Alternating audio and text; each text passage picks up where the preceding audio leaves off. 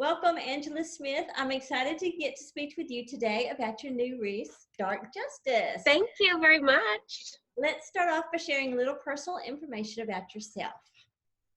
Okay. Well, let's see, I've been married 25 years to high school sweetheart, kind of. We didn't really go to high school together necessarily, but we met amongst friends. And I've been working at a district attorney's office for 21 years. So I tie a lot of that into my newest release because they're high school sweethearts, and she works at a DA's office. So yeah, we never had kids, but we have pets, and they're spoiled rotten. And absolutely. So how long have you been writing romance? I have been writing a really long time, but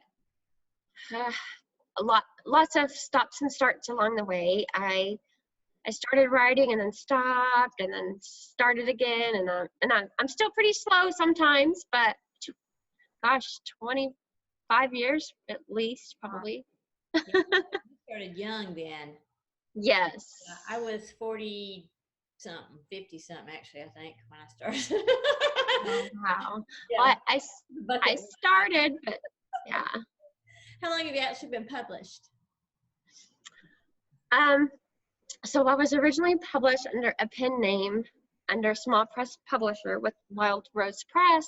They were very new when I started with them. When was that? About 2004, maybe? Mm-hmm. Yeah, that's a lot. That's a good thing. I can't say that. I've been totally indie. I did it all myself, and I'm here to tell you. What do you find it easier? Are you published as an indie author now? Yes. Yeah. How do you compare the two? Is it easier to have a publisher, or is it? Honestly, not really. Not really, because I still have editors. I have a wonderful book designer that I still have a lot of, and that you just have a lot more freedom, and they really, I mean, I'm not gonna bash any publisher at all, but they really don't do anything for your marketing. Right. But you don't get to see your reports. Like, I can look anytime I want to and see any. It's just, no, I would go indie for sure. Yeah. Back then they didn't actually have the indie option, did they? Correct. It was very frowned upon, looked down upon. People didn't, it didn't exist. Yeah. But I did learn a lot from my experiences. So what romance genre do you write? I write romantic suspense. I do have a sweet contemporary under contract, and that is with a publisher, Wild Rose Press. And I have a couple of novellas that are sweet, but mainly the romantic suspense. So that leads me to the next question is, your new release, Dark Justice, what is the heat factor that you would give it on a chili pepper scale? 1 being mild and 5 chili peppers being scorching hot. Where's this one falling? I'm going to say 4. Mm-hmm. It could be a 3.5, but probably 4. It's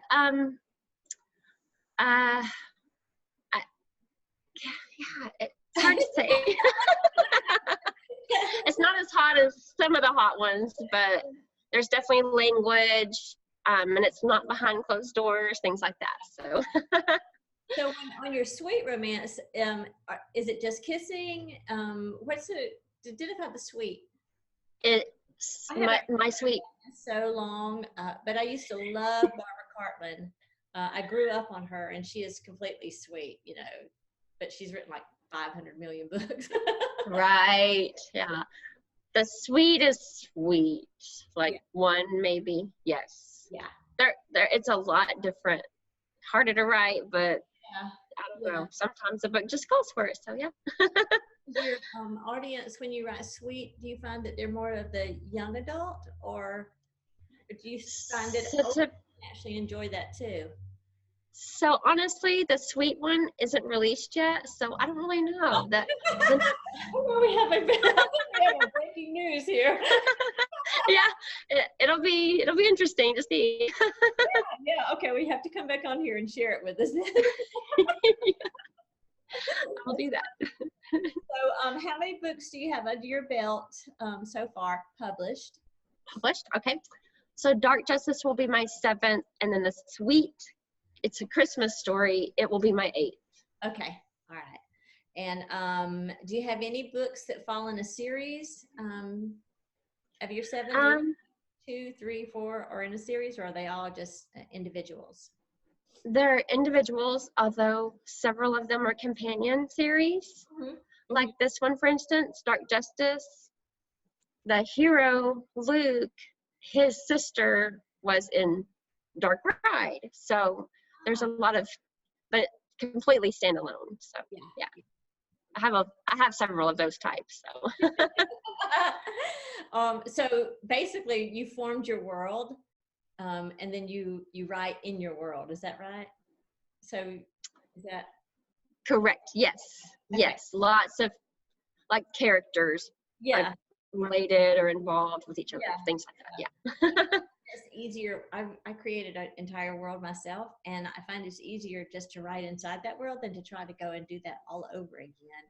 I know a lot of people do, and I do have one that's completely unrelated, and I had a ball writing it, but I think most authors actually create their own world, and then they just live there and write about it.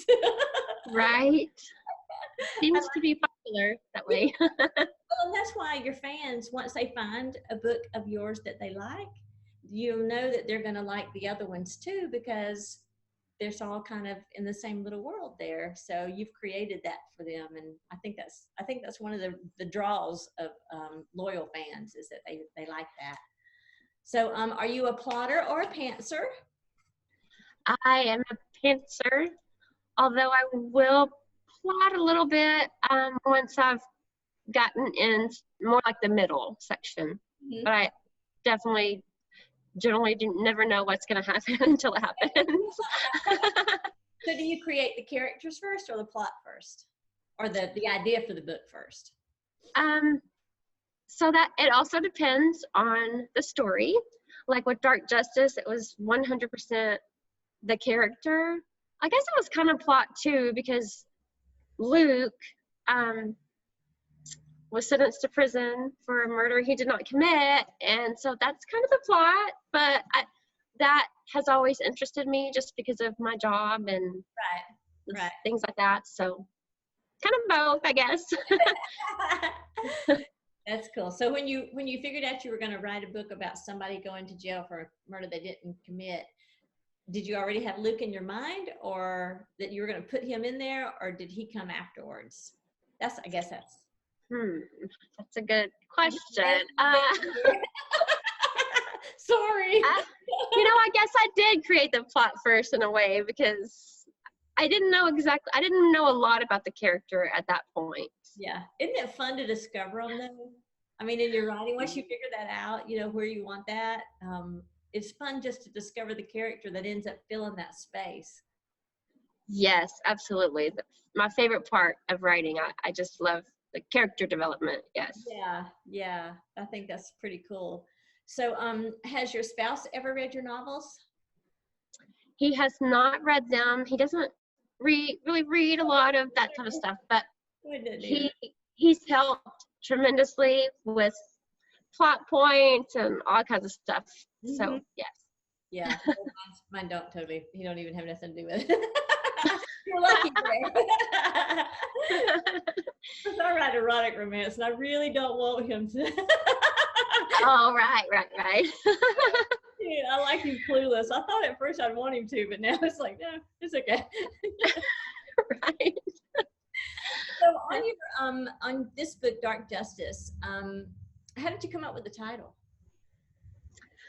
Okay, so I had several ideas. I liked justice because Luke was seeking justice, and I also liked it because Lauren, the heroine, works in criminal justice. And then I actually had a few ideas that I sent to my newsletter subscribers, and they ultimately chose. That was the one they voted on. Oh, cool.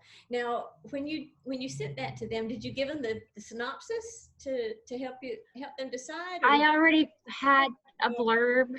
The blurb changed a little, but I did have a little bit of a blurb. Yes. Mm-hmm. That's cool. I like that. I'll try that maybe. Yeah. It was interesting. I did it as a survey, and I gave them, the ideas. It was really fun. Yeah, that's so cool. So, what genre or trope does the book fall under? I know it's romantic suspense, but yes, any extra little. Yes, this may have quite a few. There's second chance romance, and they turn enemies to lovers because they were high school sweethearts, and they become enemies because he's accused and goes to prison for murdering her sister. Oh, wow. And there's a secret baby involved. So I like it. not necessarily a baby anymore because it's 12 years later, but she was pregnant when he was sentenced to prison, and he never knew. So yeah. Oh, surprise. And she doesn't want him to know. That's actually one of the conflicts of the story is she wants her to remain still a secret. So